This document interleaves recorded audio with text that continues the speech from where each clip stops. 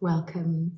Today we're talking about healthy empathy and how to have good, strong, clear boundaries so that you don't pick up on other people's thoughts and emotions. And we're talking about some essences that help if that's something that's really a challenge for you. I think we probably all know someone who's an empath. Empaths are often very good listeners. They're very sensitive people, obviously very empathetic, often very aware of how other people are thinking and feeling. They're very sensitive to the energies that are going on around them. And they often care very deeply about other people. They want to help. They want to look after people. They care deeply about nature and the planet. So empaths have a lot of really beautiful qualities, but it can also be quite painful being an empath sometimes as well. That sensitivity can sometimes lead to an oversensitivity where you're just really super aware of all the energies around you, how the people are thinking and feeling. It can lead to overwhelm, emotional overload, and it can be really difficult to kind of set your boundaries as well, to know what's your energetic space and what is someone else's energy. And being around a lot of other people can sometimes feel very difficult and stressful. So there's beautiful parts of being an empath, and then there are the challenging aspects of being an empath too. And so we're going to have a look today at some of the issues and how we might go about kind of finding a bit of balance with those. Yeah, and I always kind of think of myself as a recovering empath, like having learned how to really enjoy what's beautiful about being an empath without feeling swamped and overwhelmed by like all those challenges and feeling things so deeply. And I didn't realize that there was a choice with that. I thought if you feel stuff, you have to feel stuff, like that there wasn't another way. So it's really kind of feels like a revelation to be able to understand that there's a difference between being a healthy, balanced empath and being an empath who is so open and porous that you're picking up on everything, even stuff that you wouldn't consciously choose. And that's the thing, because it's often not conscious. And I think the key thing with turning your natural empathy into a healthy expression of all that's beautiful about that sensitivity is recognizing that quite often, if you're an empath, your orientation is not necessarily with yourself, with your own center. You're oriented on what's happening around you. So, just as you might really respond to a beautiful sunset or listening to a lovely piece of music, if somebody in your field, somebody's like not an actual grassy field, but in your energy field, if somebody is experiencing something that they're maybe upset or fearful or something's going on for them emotionally, you pick up on that and you tune into it. So instead of staying tuned with your own center and your own vibrational frequency, you are attuning to what's going on in the other person. And part of that's that natural desire to connect and to understand and to care and to kind of really feel that connection with another human being, which is beautiful. But when it's out of balance, you are overly attuned to that. You're not able to stay with yourself and connect with the other person in a kind of healthy flow.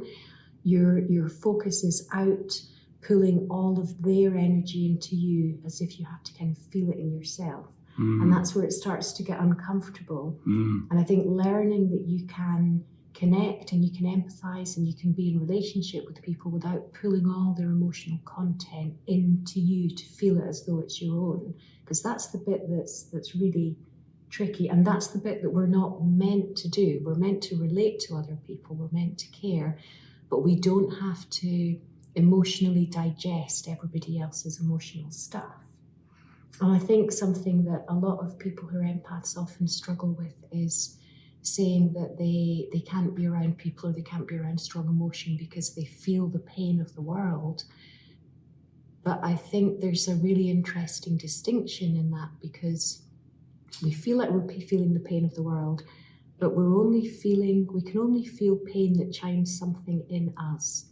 So we only feel something that is chiming with something that's unconsciously there for us, like something we haven't got in touch with. Maybe it's some grief. So somebody tells you something, like, you know, a story about something happening with them where there's some grief around it, and you feel that, and you feel the grief of it. And I think it's such a helpful thing to remember that when you feel something so strongly in someone else, that's because there's something in you that's being triggered, something in you that needs your love and your care and your attention. Mm. Yeah, and when you're an empath, often you're so focused on being there for other people that you leave your own heart untended, and maybe it's hard to actually feel what's going on in you, or you don't think you're really allowed to get in touch with that because you believe that you're there for other people. So I think it's really helpful to make that distinction, that something that you're feeling in someone else, to find a way to get in touch with what's being kicked off in you in that moment. What's the sorrow or the fear or other emotion that's just being triggered in you, and to take really good care of that instead of trying to help the other person too much. Yeah, absolutely. I think that self-care as an empath is really important. It's understanding how you kind of work at an energetic level. It's staying very in touch with your kind of thoughts and feelings. I think often with empaths, the difficulty is that feeling of oversensitivity, but it's also where you kind of set your own personal boundaries, your energetic boundaries. So it's partly understanding what kind of opens you up, what makes you too open or too sensitive, or needing to be in other people's energetic space or helping other people to solve their problems. And it can be all sorts of kind of underlying driving emotions that kind of push you into that space. So it might be guilt that makes you feel, well, I'm open in this way, I'm sensitive, and I need to help other people. And if I don't, I'm doing something wrong here. So guilt can be quite a driving force that pushes us to behave in ways that we wouldn't ideally want to behave. And I think when we find ourselves in that pattern, it's really powerful to say, well, okay, I'm just going to take a breath here. I'm going to stop for a moment, and I'm going to just touch in with how I'm feeling. And if you touch in with how you're feeling and you connect with whatever it is that's driving you, say guilt in this case, then just to honor that space and go, okay, I'm feeling this. This is what's going on for me. This is what's driving me. And you can, from that space, you can kind of give that feeling a bit of space of itself. It's like it's holding it in a ball and expanding that ball so that you feel more into that space. And then you can say, well, okay, I'm going to make a choice. Do I want to be driven by this old stuff, or do I want to be driven maybe more from a heart space? So I think the more aware that we stay with how we're feeling, the easier it is to make a conscious choice about how we want to interact in that moment. And I think, I mean, that's important anyway, but I think particularly as an empath, if you feel too opened up around other people, too vulnerable to the energies around you, then understanding what drives you at an emotional level can be really empowering. And it can be all sorts of things. It's not just guilt. It can be fear, or it can be a need to please. It can be a deep self-worth. It can feel a deep sense of disconnection. So I think some of the key things, if you're an empath, around the kind of the self-care is staying very in touch with how you're feeling yourself, being as aware of how you're feeling as how other people are feeling, and then treating that with equal importance. And then also making sure that you stay really grounded, so that you stay really centered in your own energetic space, you stay kind of centered in your body, and that you keep your energy system well cleansed. So it's easy to kind of pick up other people's thoughts and feelings, which then obviously chime in with your own. So keeping your energetic space nice and clear, and setting those good energetic boundaries. I think those are kind of very important things to be aware of as an empath. Yeah. And if you And if you're not in the habit of doing that and you don't know how to do that, it's learning a new skill, and that's where essences are so helpful, and in kind of a couple of different ways. So one of the things that essences do so beautifully is that they increase our self-awareness. They help us to really see what's going on and understand. And if you've taken essences yourself, you've probably noticed that kind of insights start to rise to the surface, and you just start to see where some things come from. And instead of just thinking, oh, I have to be on the end of the phone when my friend phones and just goes on about how awful their life is, or whatever it is, whatever version of that that's going on for you, you realize what's plugging me into this, and recognizing what might be driving that. And it's often something really old, something from childhood, some kind of old story. So essences help to just bring these insights bubbling to the surface, and we see things with new eyes, and we can just really invite more self-awareness through the way that essences work.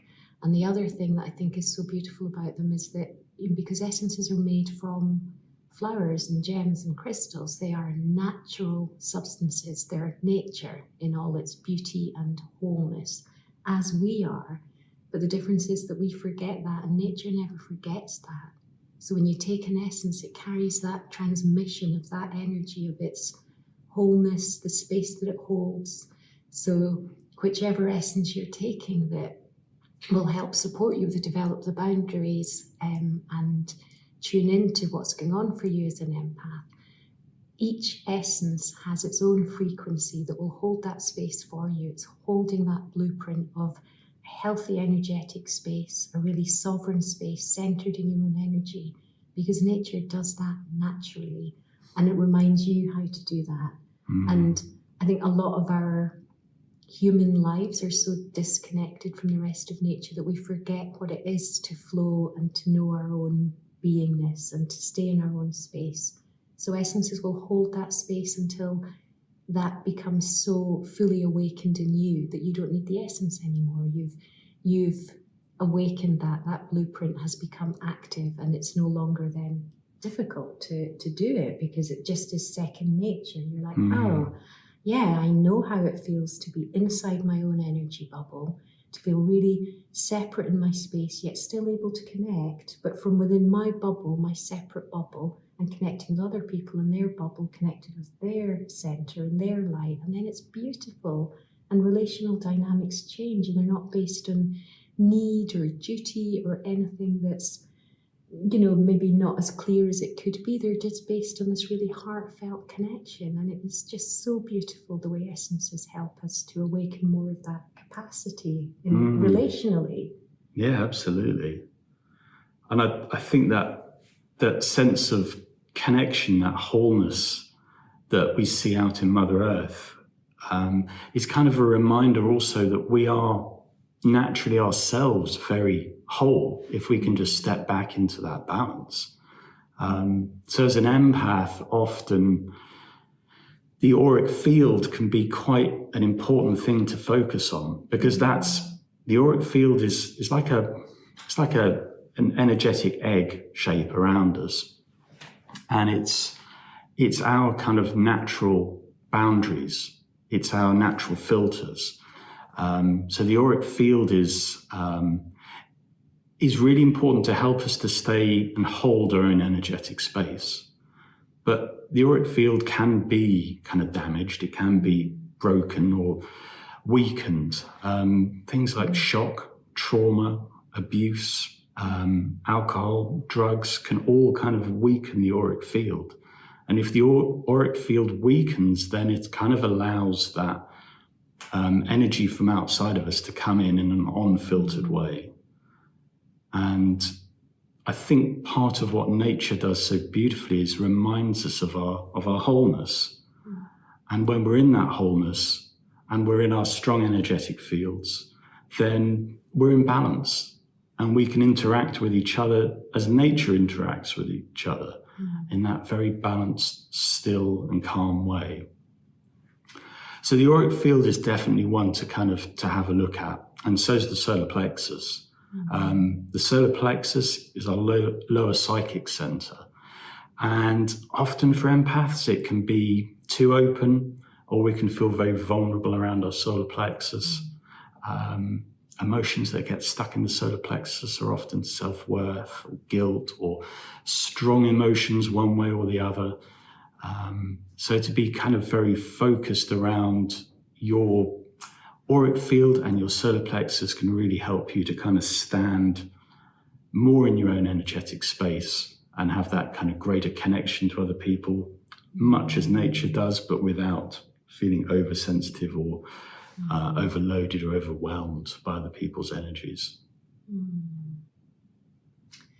Yeah, and we have an essence for the solar plexus, and we have some other really lovely essences that we're going to just touch on quite briefly today to give you a little flavour about our top essences for empaths and boundaries. So the first one is Walnut, which is one of the Bach Flower Remedies, which is the empath's friend. Really helpful if you feel vulnerable, if you feel you need protection. It's also really useful for any change and transitions, but it's just a really wonderful essence for helping you to feel less sensitive and less open. And yeah, really good for anybody who feels sensitive and over empathic. A really helpful essence, walnut. And as a Bach flower remedy, you can use it as often as you need to help you to come back into balance. Another big favourite is the white bluebell essence from the Karmic Essences. This is a deeper acting essence, and its focus is very much on helping you to stay in your own energetic space. Taking white bluebell can feel a bit like kind of drawing the shutters over your solar plexus. So you kind of stay more centered in your own space, but less overwhelmed by other people's thoughts and feelings. So if you find yourself very oversensitive to other people's thoughts and feelings or energies around you, or just overwhelmed by being in a public space, the white bluebell essence can be really helpful just to help you find a little bit of balance and centeredness in your own space. So they're a really helpful essence, white bluebell. And the other one we want to mention is Auric Protection, which comes as a spray and as essences you can take on your tongue. So walnut is a single essence, white bluebell is a single essence. Auric Protection is a combination of flower, gem and crystal essences. This is a really good one if you've had any of the kind of shocks or disruption to your aura that Sam was talking about, things like abuse, violence, trauma, alcohol, drugs, anything that damages and weakens your aura. So it'll be a really good one to help strengthen your aura. And also, not just for those reasons, but generally, if you're somebody who really struggles to set boundaries with other people, you find it really hard to just claim your own space and stay with yourself, it's a really good choice. And the spray can be sprayed on your tongue, but also in your environment. And a lot of people just use it if they're going into a working environment and they get really overwhelmed by all the noise and the kind of the psychic noise and just being unable to stay in your own center because there's conversations going on behind you or just other people's stuff in the room. It can be really helpful in those kind of spaces to help you feel a bit more comfortable just staying with yourself. And our last essence is the solar plexus chakra essence. This is a combination of flower, gem and crystal essences. And its focus is on rebalancing the solar plexus chakra. So it's a deeper acting essence again. So it's really focused on working with the underlying causal issues. So it's really helping to bring out and release the kind of patterns that get blocked or stuck in the solar plexus chakra. So when you work with those patterns, it can often really connect you with how you're feeling and what's needing to come out and shift through. So it can feel quite emotional. It can help you get in touch with self-worth. And it helps to shift out all of the issues that kind of stop you from being more strong in your own energetic space. So it's a very empowering essence to take. And it can often feel like, for the first time, you kind of see who you really are, because you're in your own energetic space and you're not so overwhelmed by what's going on around you or the people around you. And I think as you kind of strengthen that energetic space, you often feel the uniqueness of who you are for the first time, if you've not felt that before. So it can be a beautiful, empowering kind of feeling, and a wonderful process to work with. So yeah, the solar plexus chakra essence is a really good one for anyone who's kind of too open around the solar plexus, but empaths in general too. So we hope that's given you some ideas about ways to work with your empathy in a healthy way. And I really feel that the world needs more empaths. We need people who deeply care.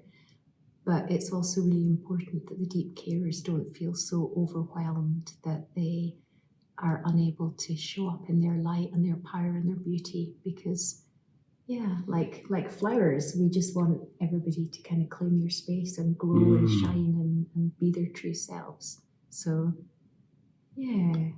Yeah, I think it's very much about just us all being able to stand in our own spaces, in our own uniqueness. And Jackie says the world needs us all of us now, to show up in our best space, in our most heart-centered space, and to bring the virtues that each of us bring to the world.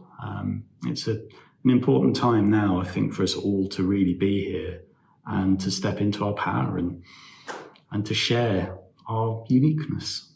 Absolutely. Thanks for joining us.